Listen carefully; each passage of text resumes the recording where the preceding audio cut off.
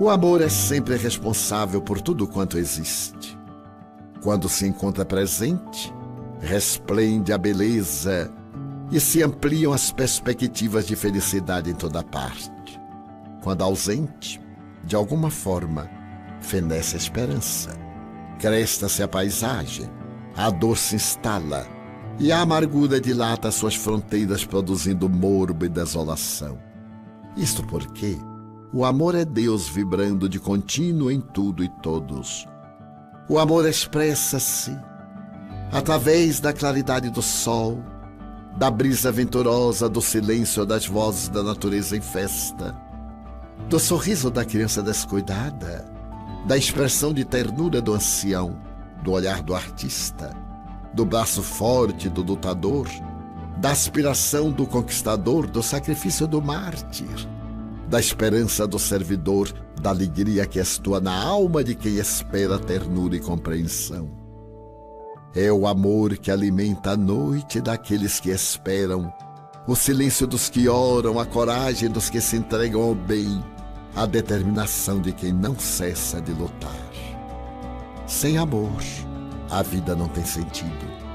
As conquistas do amor são infinitas e eternas, porque direcionadas por Deus.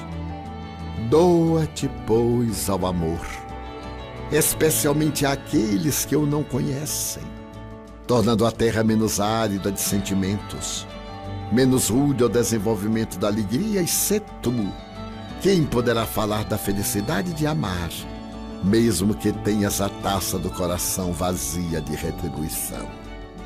Joana de Ângeles. Queridos irmãos, sejamos todos mais uma vez bem-vindos a essa casa bendita, casa de misericórdia, que nos acolhe e tem por finalidade unir a nossa comunidade para que possamos seguir adiante, distribuindo tudo aquilo que um dia ele, o nosso irmão maior, semeou dentro de nós, e que possamos, essa corrente, ser fortalecida a cada dia. E para a harmonização do ambiente, a lição 17 do livro Caminho, Verdade e Vida, de Francisco Cândido Xavier, ditado pelo Espírito Emmanuel. Lição 17, por Cristo.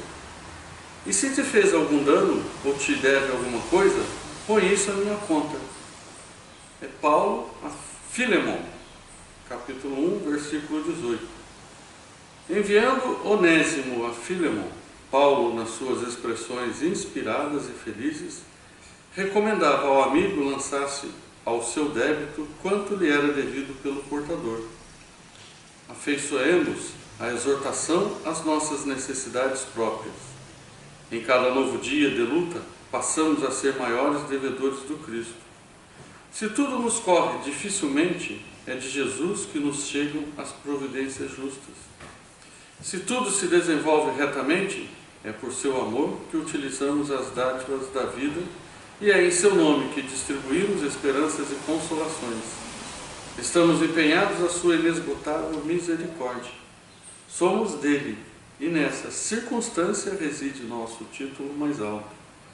Por que, então, o pessimismo e o desespero? Quando a calúnia e a ingratidão nos ataquem de rijo, trazendo-nos a possibilidade da mais vasta ascensão.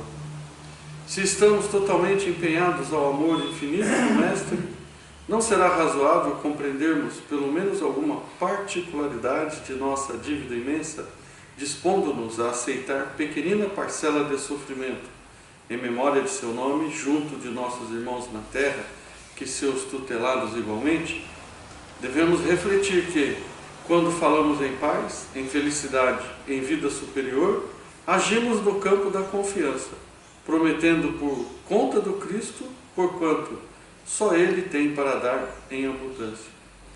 Em vista disso, caso sintas que alguém se converteu em devedor da tua alma, não te entregue a preocupações inúteis, porque o Cristo é também teu credor e deve colocar os danos do caminho em sua conta divina, passando adiante.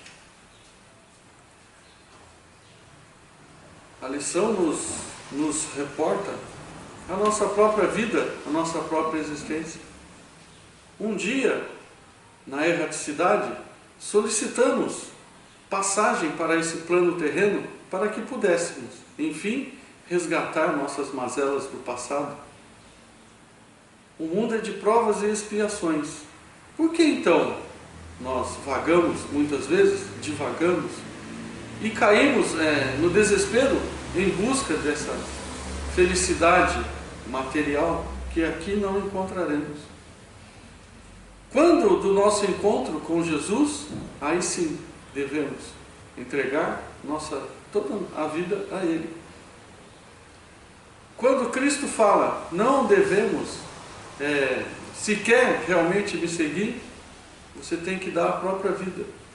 Não se diz para tirarmos a nossa vida da matéria, mas sim que devemos colocar como estandarte os seus ensinamentos. Devemos colocar acima de tudo o serviço na seara, adiante das nossas próprias necessidades da matéria, porque assim nós alcançaremos essa glória. E de passo em passo, vamos assim buscar saldar essa dívida que nós um dia fizemos, pois a nossa caminhada é certa. O mundo de sofrimento também é certo. E é nessa comunhão do dia a dia aqui, semanalmente, que nós vamos resgatando em pequenas parcelas a nossa dívida, para que um dia sejamos livres e libertados na glória do Cristo. E assim, queridos irmãos, diante de tamanha lição, façamos a introspecção para ver como andam as nossas vidas, como anda o nosso caminhar, de que forma podemos ajudar mais, auxiliar mais, amar mais, respeitar mais o nosso semelhante. E nesse colóquio de paz, de amor, nós agradecemos a Deus, nosso Pai, Jesus, nosso Mestre querido, aos irmãos protetores individuais, aos mentores dessa casa e aos mentores desse trabalho, pela grande oportunidade que recebemos nesse dia. E assim, pedimos a Jesus, mais uma vez, ilumine nossas mentes e nossos coronários, para que possamos receber as sagradas lições e dessas lições fazermos dádivas diárias da própria vivência no Evangelho, pois só assim poderemos seguir dizendo o que nós nos dizemos ser, os verdadeiros aprendizes do Evangelho. Muita luz a todos. E com paz, alegria, recebemos o irmão Átila, que fará a preleção dessa manhã. Muita paz. Então, mas é importante que tudo que eu coloquei aqui é aquele resumo que a gente faz da gente mesmo, né? Que a gente entendeu da lição. E é um evangelho que é um evangelho muito importante. Inclusive a razão de todos os problemas que nós vivenciamos no mundo, vamos dizer, o fato de que muitos não amam como deveriam, né? Não praticam a caridade, né? Nós estamos vendo aí uma luta absurda nesses tempos atuais, num país evoluído, né? E não conseguiu ainda se entender, né? Através do entendimento, né? Hoje não se faz mais guerra. Você faz uma competição, de repente até comercial, né?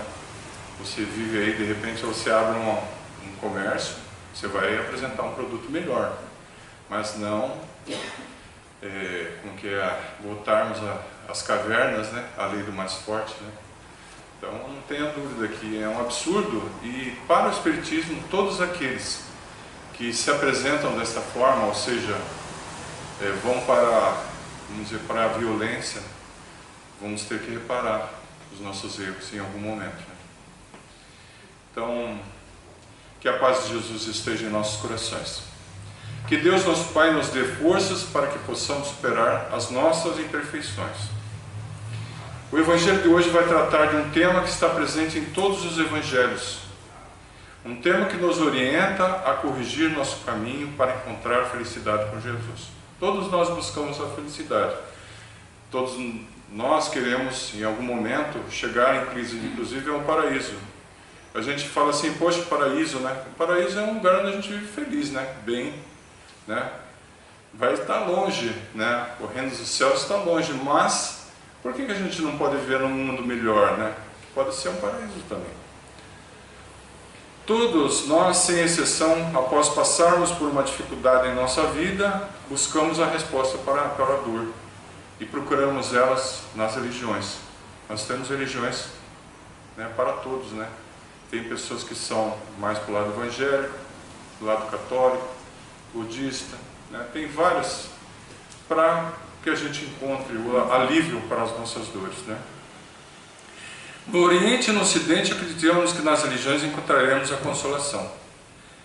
Isto porque, além de Jesus, para nós cristãos, Jesus, né? Deus enviou outros mensageiros de sua palavra, né? Temos aí o Buda, tem vários, né, que vieram, não é só Jesus, né? Deus tem que mandar a mensagem, né? E através deles é que a gente vai encontrar, vamos dizer, harmonia, né? Para nós ligados ao cristianismo é a doutrina do Cristo. Encontramos nela as passagens narradas pelos apóstolos da vida de Jesus, suas intervenções, suas parábolas, seu sermão. No Espiritismo, aprendemos que a primeira revelação que Deus enviou para nós foi os 10 mandamentos. Né? E aqui eu vou narrar, vamos dizer, porque é importante, porque se a gente seguisse os 10 mandamentos, né, desde o início, estaríamos numa situação muito melhor, né? Nele aprendemos que não há imagem, né? Primeiro mandamento, não há imagem de Deus na terra. E às vezes a pessoa fala assim, não, um velhinho, né, com cajado e tal. Esse velhinho pode ser um pastor, né? E pode ser até, mas Deus é muito maior. Eu sou Senhor teu Deus que te tirou da servidão do Egito. Não terás deuses estrangeiros diante de mim. Não se fará imagem talhada e figura de tudo acima no céu e embaixo da terra, nem de tudo que estás nas águas sobre a terra. Não adorarás e nem lhes renderás culto. Segundo mandamento, não tomarás em vão o nome de Deus. E terceiro, santificarás o dia de sábado. Neste últimos, encontramos a passagem de Jesus que diz, o sábado, né, você vê que muitas vezes tem religiões que guardam o sábado, né? Não se trabalha no sábado. E Jesus acaba quebrando, né? Aliás, Jesus já quebra até o sábado, né? Porque pela teoria teria sido sacrificado numa sexta-feira e teria sido ressuscitado num domingo, né? Então, o domingo para os cristãos virou um dia sagrado, né? É o dia de hoje. Mas tem religiões que preservam, né? O dia de sábado, né? E aí Jesus faz uma intervenção. O sábado foi criado para o homem, não o homem foi criado para o sábado. Tem que haver um descanso, trabalhou a semana inteira, tem que ter um dia, pelo menos para espiritual, né? Isto são palavras de Jesus, né? Isso pelo absurdo de se condenar ao trabalho nos sábados, quando fui interpelado ao fazer uma cura nesse dia. Né? E ele fala, como isso é resposta, né? Se o seu cavalo estivesse atolado e à beira da morte, vocês o deixariam sofrer? Né? Quer dizer que não pode fazer nenhum trabalho, então, se é um trabalho pessoal, você pode fazer, mas, né, neste dia é proibido. Então não há razão, né? Os demais mandamentos estão relacionados com o Evangelho de hoje, que é o amor ao próximo. Honrai pai e mãe, não matarás, não cometerás adultério, não roubarás, não prestarás falso testemunho contra o seu próximo, não desejarás a mulher do seu próximo e nem seus bens. Se cumpríssemos, né, esses mandamentos, já estaríamos a meio caminho do reino dos céus. Desde lá, né? Mas o problema é o seguinte, o problema interessante, né, que Moisés ele liberta um povo que já estava acostumado com os egípcios, né? E lá eles tinham adoravam deuses, né? Tanto é que quando Moisés se afasta daquele povo, quando ele retorna com as tábuas, né, da lei, né? Está lá um bezerro de ouro sendo cultuado, né? Quer dizer, havia ainda esses adoradores, né? E o primeiro mandamento, como a gente sabe, está aí, dizendo que não há imagem de Deus talhada na terra. Né? E a informação é que, vamos dizer, que houve um tipo de uma revolução e Moisés teve que passar a fio de espada esses contraditores. Né? Como é que você vai colocar numa comunidade gente que está querendo, né, derrubar o líder, né? E aí Moisés, inclusive, depois disso, ele instituiu algumas leis, porque o povo era muito rude. Tinha que ter alguma coisa forte para manter o povo, para que ele pudesse, né, depois de 40 anos, né, passar esses 10 mandamentos como uma lei, né, uma orientação. E aí a gente fala, né, que Moisés colocou como divina as leis de morte, né? Mas Deus não revoga essa lei de morte, né? Não matarás ainda está ali, não importa A ou B. Se você concorreu para a morte, você vai ser responsabilizado. Passou os séculos até que Jesus, vindo dos mundos superiores, veja, Jesus veio para cá para trazer realmente o evangelho puro, né? Nasce na terra numa família simples, seu berço um coxo de animais, e se apresenta ao mundo para orientar o verdadeiro caminho para o reino dos céus. Jesus falou: eu sou o caminho, a verdade e a vida. Se não for por esse caminho, não adianta. Não tem esse negócio de cola, né? Passar no vestibular assim, pela porta do lado, né? Pela porta de trás, não tem. A gente tem que passar por todas as coisas para a gente merecer. E Deus sabe o que a gente é, né? Então, ele diz: se vos me amais, guardai, né? Porque a lição, veja, Jesus apresenta o Evangelho, mas a gente sabe que, vamos dizer, depois da sua morte, esse Evangelho, ao longo dos anos, né, dos séculos, ele acabou sendo, no caso, modificado, né, da forma como devia ser apresentado. E aí, antes de Jesus ir, ele fala, né? Se vos me amais, guardai meus mandamentos, e eu rogarei ao meu Pai, e ele vos enviará um outro Consolador, a fim de que permaneça convosco. É o Espírito de verdade, que o mundo não pode receber, porque não vê e não o conhece. Mas vós o conhecereis, porque ele permanecerá convosco. Ele ensinará todas as coisas e vos fará relembrar tudo o que eu vos disse. Essa passagem está no Evangelho de João, capítulo 14, e versículos 15 a 17 e 26. É importante dizer que o Espiritismo, ele vem como a terceira revelação.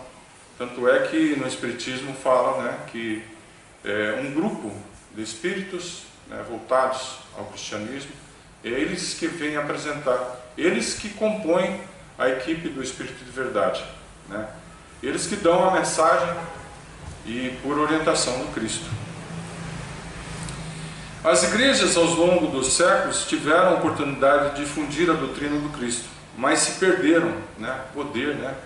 Eles tinham poder sobre o povo, né? Inclusive aqueles que, novamente morte, né? Aqueles que não concordavam, né, eram considerados hereges, eram julgados, né, e condenados à morte. Deus novamente quebrando. Todas as vezes que a gente tira a vida do próximo, nós responsabilizamos, né? Nós temos que se entender com aquele que a gente tirou a vida. Agora se imagine, no caso, voltando à guerra aí, né? Quantas pessoas que já não morreram e quem determinou essa guerra, né? Quem está tirando a vida, né? Vai ter que ir para... Veja, você hoje está com poder.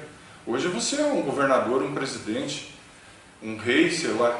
Mas amanhã, depois que desencarnar, um espírito. O que você fez com o poder que eu te dei, né? É importante a gente saber que a coisa não fica de graça. Essa coisa de tirar a vida é muito fácil para a pessoa falar, mas a nossa dor vai ser maior na espiritualidade. E por conta, né, aqui fala, né, as igrejas ao longo dos séculos tiveram a oportunidade de difundir a doutrina do Cristo, mas se perderam pela ganância e poder.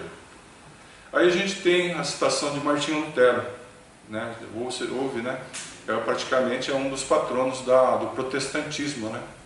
Então ele vem porque a igreja, ela vendia indulgência, veja, vendia perdão de Deus. Quer dizer, o camarada tem uma procuração lá, né? Fala assim, olha, eu posso vender, né? 300, 400 anos de perdão aí que... E é isso aí, ó, era uma razão econômica, né? Ou seja, e aí Martinho Lutero, e ninguém sabia o que estava na Bíblia, né? O cara abria e falava em latim, de costas ainda para o povo, né? Ou seja, para não passar vergonha, né? Se tivesse que falar na frente, o que está escrito ali já ia, né? Então Martinho Lutero ele muda, né, essa concepção do cristianismo. É interessante que, né, e havia inclusive venda de objetos sagrados, né, que era não sei o que do apóstolo, que não sei o que. Havia um comércio inclusive de objetos, né, vamos dizer, na igreja, e que, vamos dizer, tinha um valor, né, as pessoas já iam lá e pagavam esse objeto. E com a entrada, né, você vê as evangélicas, elas cultuam muito o Velho Testamento, né? Uma explicação que eu vi esses dias é por que nos Estados Unidos tem a pena de morte, né? Porque no Velho Testamento sacrifício, né? Vamos dizer, a pessoa que pratica o mal, né? Aqui nós não temos a pena de morte porque a religião é baseada no cristianismo do Cristo, né? O Cristo não orientou isso, tirar a vida do próximo. Mas lá existe essa penalização, né? Em alguns estados dos Estados Unidos ainda existe. O camarada pratica um crime de hediondo lá, ele é julgado e condenado à morte. Só que para o espiritismo isso é um equívoco. Você pode prender o cara para o resto da vida, mas tirar a vida dele, tem responsabilidade. Bom, todas as igrejas têm seus dogmas, né? Baseados, né, no estudo do Evangelho. O Espiritismo ele traz o seguinte, né, a seguinte orientação: fora da caridade não há salvação. Acredita que a vida não termina com a morte. Todos nós vamos para o mundo espiritual e, ainda não sendo espíritos puros, retornaremos novamente a um corpo físico para continuarmos o nosso caminho de evolução. Voltando ao tema, Jesus não diz não matarás, honrai pai e mãe, ele diz ama o vosso próximo como a ti mesmo. Fazei aos homens tudo o que quereis que eles vos façam, esta lei e os profetas. Aí a gente fala assim, gostaria que o seu próximo lhe roubasse, tirasse sua vida, praticasse falso testemunho contra ti, não lhe respeitasse na condição de pai e mãe? Nós não gostaríamos, eu acho, né, pelo menos em sã consciência. Então, se nós queremos para o próximo, devemos também, né, praticar. Essa é a lei. O Espiritismo também nos revela a palavra reencarnação. Se você amou e respeitou os direitos de seu próximo, o que teria Deus, que é pai, para repreendê-lo? Deus vai punir, meu filho andou direito, eu vou puni-lo de alguma forma? Se você fez ao contrário, Deus nos dá o livre-arbítrio. Ele falou, olha, escolhe aí o caminho. Só que aí que está. Qual que é o resultado de tudo isso, né? Mas, como diz o ditado, né, a semeadura para o bem ou para o mal é livre. A colheita é obrigatória. Pela reencarnação, ou seja, após a morte e ter passado pela vida do Espírito, retornamos para prosseguir a nossa jornada de evolução. Ocorre que quando reencarnamos existe uma condição. É interessante, né? Se a gente lembrasse das nossas dívidas, nós estávamos perdidos. O esquecimento do passado. Nós estudamos essa semana o esquecimento do passado. Deus nos dá a oportunidade para agirmos certo. Ocorre que quando voltamos também, se fizermos o bem com os nossos amigos, as pessoas que estiveram ao nosso lado. Se prejudicamos o próximo, esses também farão parte da nossa vida. Deus nos dá a oportunidade de agirmos certos. Ocorre que para aqueles que levamos dor, a dor também virá ao nosso encontro. O problema é que não lembramos o que fizemos. E aí? Não paguei uma conta, ninguém me cobrou, tá? Esse mundo, a Terra, é chamado de provas e expiações. Passamos por dificuldades por ter praticado o mal ou somos provados se realmente mudamos de comportamento. E é por isso que Jesus diz na parábola do devedor incompassivo. Todos já ouviram falar da história, né? Que ele chama um servo que devia, né, o Senhor, e aí eu falei assim, me paga. Ele falou, não, eu vou pagar, mas olha, prende a mulher, família, vende, e os objetos também vende. E aí é o seguinte, né, não tem conversa. Aí a pessoa pede de joelho para que não fizesse isso, e aí o rei, né, que seria o Senhor, ele fala para o indivíduo lá, olha, deixa para lá, vai, está perdoado essa dívida, não precisa me pagar nada, e segue em frente. E aí o que acontece? E essa história, a parábola, ela tem que a ver com a nossa encarnação. Olha, Deus está perdoando a nossa dívida. Aí quando ele sai a porta fora, encontra um outro servo, que devia muito menos para ele. Você vê, ele já tinha sido perdoado. E aí nessa hora, ele cata esse servo pela garganta e fala assim, me pague, ó. Se você me deve, me pague. E aí, por conta disso, que o cara não tinha dinheiro para pagar, certo? Ele coloca ele na mesma condição que o rei lá, na prisão para ser vendido. E aí os outros servos avisam o rei, e aí esse manda chamar o servo novamente. Mau servo, lhe perdoei tudo e você não perdoou o próximo, né? Então, aí eles falam, né? Mandou cobrar a dívida, ou seja, você não perdoa o outro, então eu não vou perdoar você não, você vai ter que me pagar. E aí diz, né, que é assim que meu Pai que está no céu os tratará. Se cada um de vós não perdoardes do fundo do coração seu irmão pelas faltas que tiver cometido contra vós. E a gente vê na oração de Jesus, né? Perdoai nossas ofensas assim como nós perdoamos os nossos devedores. Então Jesus já vem nos alertando a respeito disso. Gente, eu estou falando isso, mas é muito difícil a gente pegar de repente uma pessoa que tenha prejudicado a gente e achar que de um dia para o outro a gente vai dar quitação geral. Mas é importante para nós, no Espírito, para o Espírito, perdoar, porque se você não perdoar, você vai voltar com essa pessoa, com essa dívida. Vocês vão se revoltar, porque na hora que um cobrar vai ficar revoltado. Se você for cobrado, você vai ser revoltado. Então, para cortar essa ligação, é importante saber que a pessoa que praticou o mal, às vezes, ela não sabe que ela vai ter que reparar em algum momento, né? Então, a gente fica ligado muito à terra, mas lá na espiritualidade, a nossa conta é outra. Nós devemos mais, né? O nosso banco de Deus lá é muito mais. Bom, Emmanuel nos diz quem é o nosso próximo, né? Em casa, a esposa, o esposo, os pais, os filhos, os parentes e os hóspedes, né? Às vezes vem, né, um agregado. No trabalho é o chefe, o subordinado, o colega. Na rua é aquele que partilha conosco a mesma estrada, o mesmo clima. Na sociedade, encontramos o próximo na figura da criança ou do doente, na figura do que está desesperado ou triste, na figura de nossas afeições ou nossas ligações com a solidariedade humana. Na luta diária, o próximo pode ser, aí que não vem a nossa complicação, pode ser o seu adversário ou colaborador, ou inimigo declarado ou inimigo oculto. Em toda parte encontramos alguém próximo. Emmanuel nos orienta, mas orienta por causa do perdão. Auxiliam com aquilo que possuis de melhor.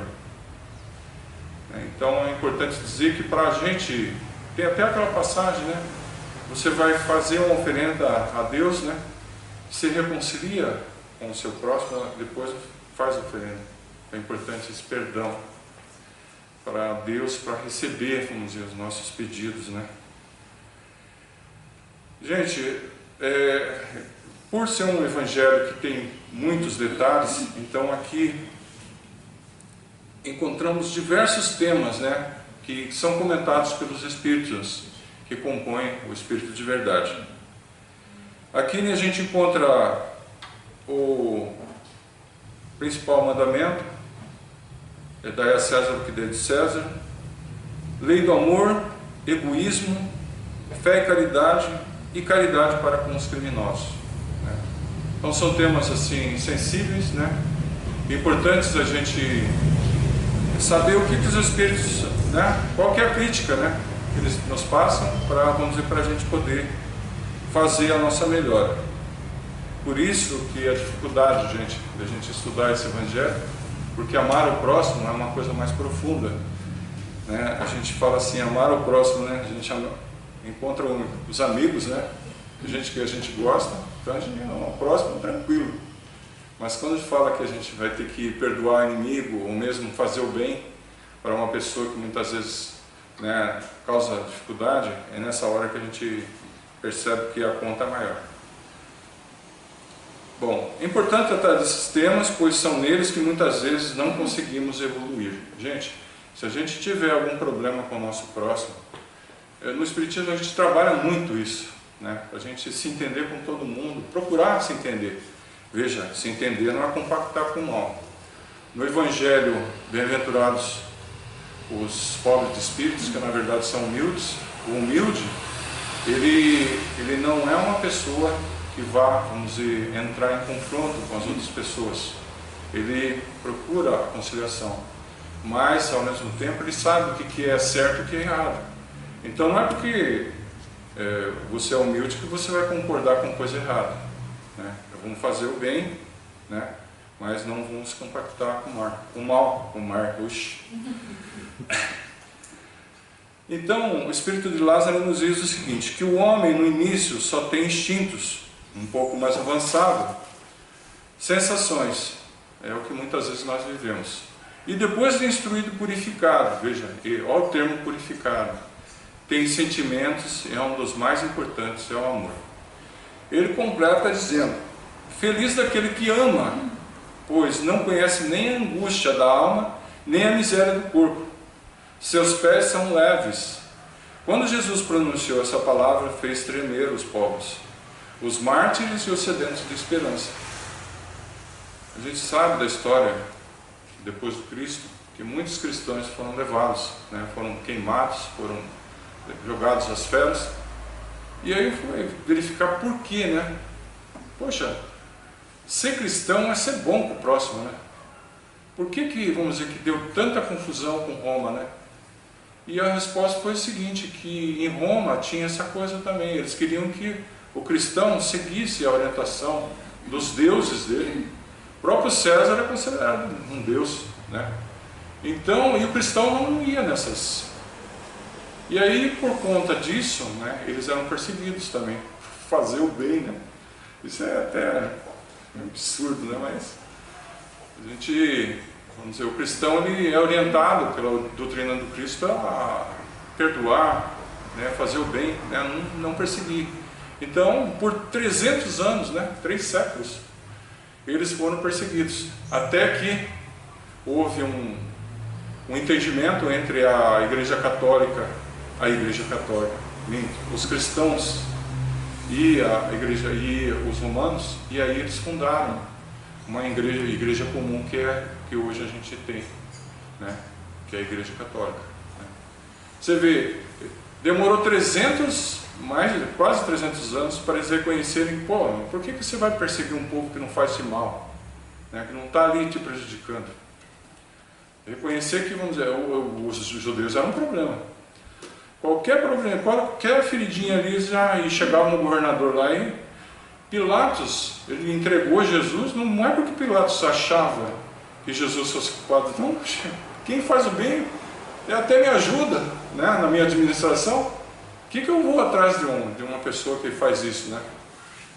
Mas Pilatos, o que fez? Colocou uma pessoa que estava presa, que ia ser sacrificado, que é Barrabás, que tinha morto um guarda romano, e para ele, Barrabás tinha que tirar, seria sacrificado, né? E escolhendo Jesus. E a gente sabe que a escolha de Jesus foi os sacerdotes, né?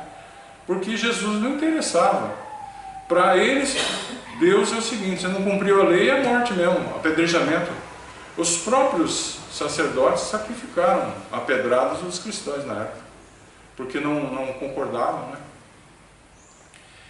Bom, prosseguindo. por ainda haver imperfeição nesse mundo, ele observa aquele que é dominado pelos instintos. Gente, o que é esse instinto afinal, né?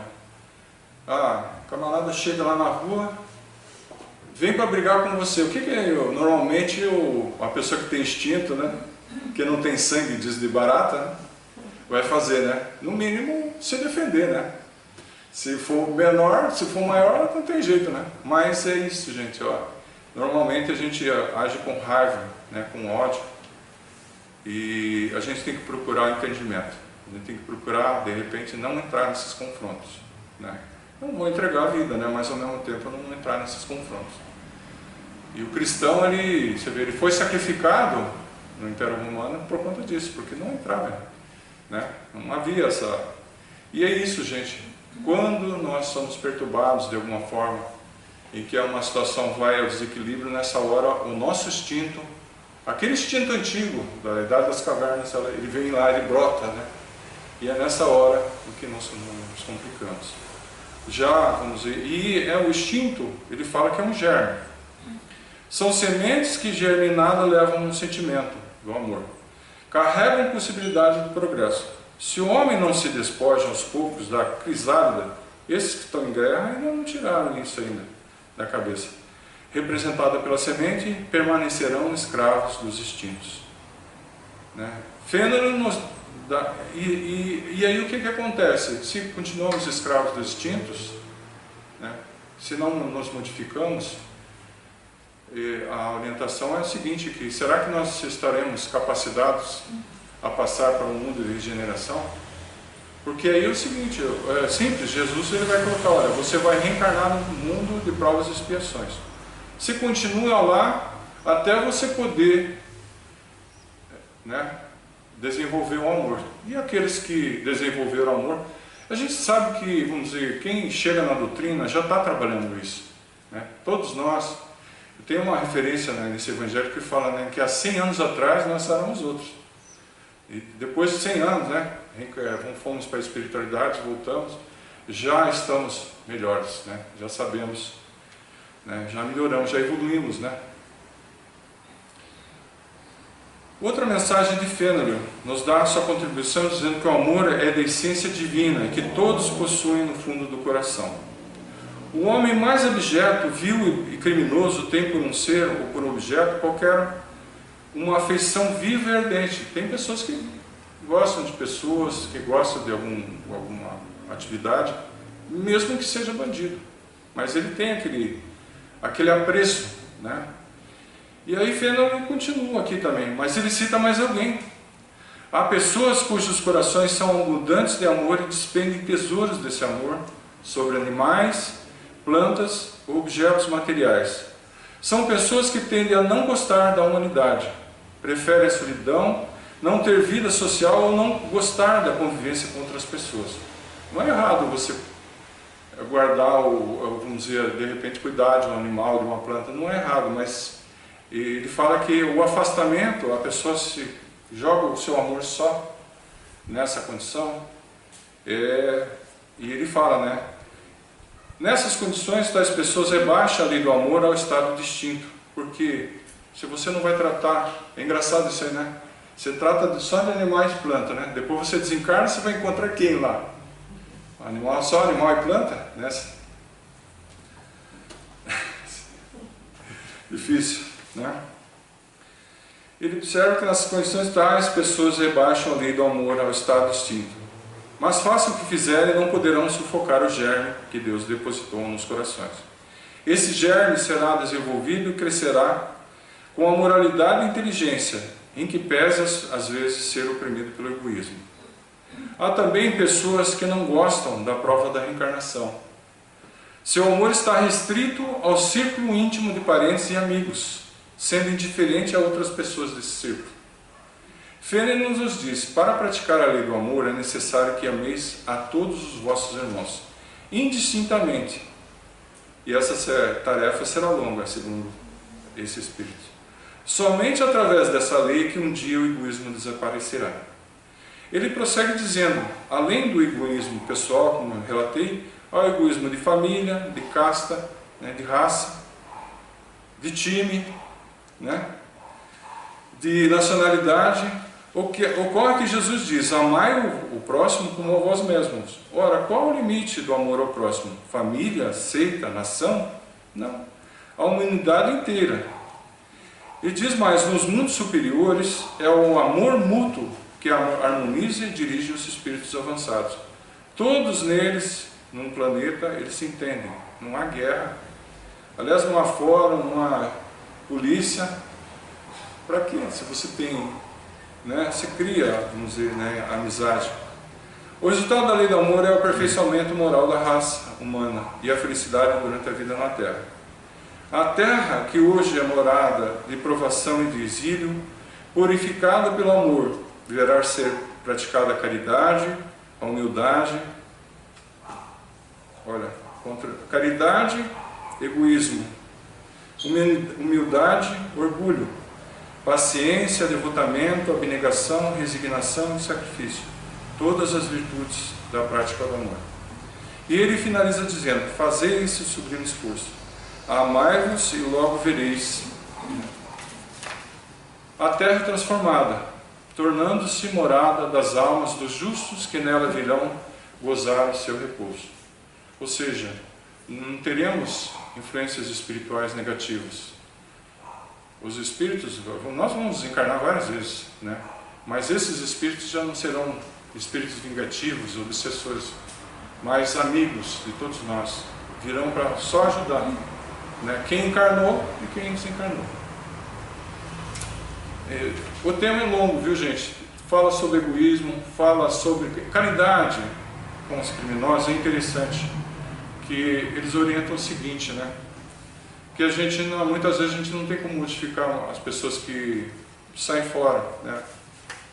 Eles falam: orem por eles. Porque esses, um dia, eles vão passar por um grau de dificuldade tão grande que, através da intervenção, né, é lógico, o livre-arbítrio, mas devemos orar para aqueles que são criminosos, para que eles, no caso, através da intervenção espiritual, eles possam se afastar. Assim como o crime, também tem o vício, né? É muito difícil a pessoa se... Às vezes a pessoa vamos dizer, vai para uma religião, muitas vezes na religião ela conseguir vencer essa tentação do vício, né? Muitas vezes, às vezes melhoram a situação da família quando vão para a religião, porque passam por uma reforma, uma mudança, né? E tem uma passagem também, para finalizar, sobre a fé e a caridade. Precisamos da fé para justificar a prática da caridade, né? É importante a gente ter fé de que, mesmo que haja, vamos dizer, desamor já entre as pessoas, mas a caridade ela é necessária, mas tem que haver a fé. Por que você faz a caridade? E tem uma passagem de Jesus que fala, né, que Jesus, vamos dizer, ele se reúne lá e divide ovelhas e carneiros, né, ou bodes, ou sei lá. De um lado, ele separa aqueles que praticaram a caridade, né? Tivesse fome, me deu de comer, tivesse sede, né? E os outros, né, que seguiam Cristo, né? Há um comentário: poxa, mas eu fui no seu evangelho, né? Fui no domingo lá na Casa Espírita União com Jesus, né? Eu participava, né? Mas aí que está, muitas vezes a pessoa ela ouve, né, a verdade, mas não pratica, né? Então, por enquanto vocês ficam à esquerda, é a hora que vocês melhorarem eu coloco vocês à direita. Então, o evangelho de hoje era esse, né? As orientações dos Espíritos é que a gente pratique a caridade, não sejamos, relevemos, né? Veja, não é para você de repente, olha, vou perdoar, né? Mas o que eu estou me referindo é aquele rancor, aquele espírito de vingança, aquele de revide, que a gente tem que trabalhar para que a gente possa passar para um mundo melhor. Que Deus abençoe a todos, muita paz. Agora, já com essa palavra tão bonita, né, com os nossos corações cheios de amor, vamos às vibrações. Confiantes em Jesus, abramos nossos corações em vibrações de amor, pela paz no mundo. E aqui em especial pedimos pela paz na Ucrânia e na Rússia, que esses nossos irmãos não sofram tanto, que eles entendam que o amor é o melhor caminho e eles cheguem em uma conciliação.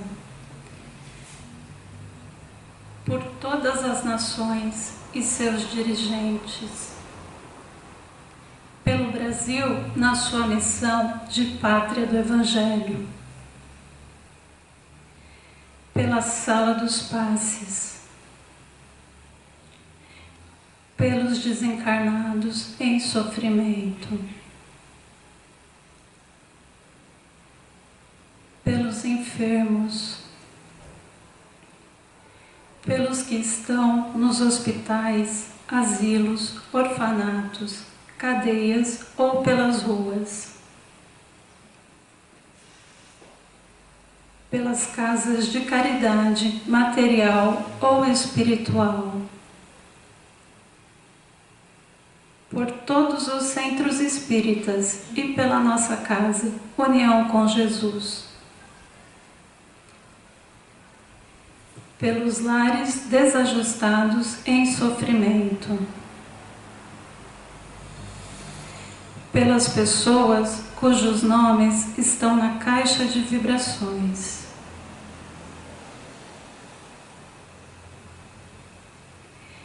pelos nossos pedidos particulares, por todos que não puderam estar presentes, pelos nossos lares e por nós mesmos, graças a Deus. E que assim, meus irmãos, com essa palavra tão bonita no dia de hoje, que fala sobre o amor do Cristo, sobre a caridade, né? Que nós possamos analisar os nossos corações, que os nossos corações possam ser solo fértil, que esse amor transborde em nossos corações, que a gente consiga sair daqui e pôr em prática esse amor nas nossas casas, com os nossos próximos, sabe? Que a gente não deseje o mal a ninguém, que a gente consiga pôr isso em prática, que o nosso coração seja sempre solo fértil e que essa sementinha, esse germe que está lá, cresça e floresça e que nós possamos espalhar sementes de luz por onde passarmos. Nem que for um pouquinho, um coração que a gente tocar e que consiga fazer com que ele se torne fértil, já é o suficiente. Então que nós possamos sair daqui hoje com essa missão de transformar o nosso coração em solo fértil, que nós possamos ser sementes de luz. E assim, eu peço permissão para encerrarmos o Evangelho de hoje, que todos possam voltar para casa em paz, com muita luz, que assim seja, graças a Deus.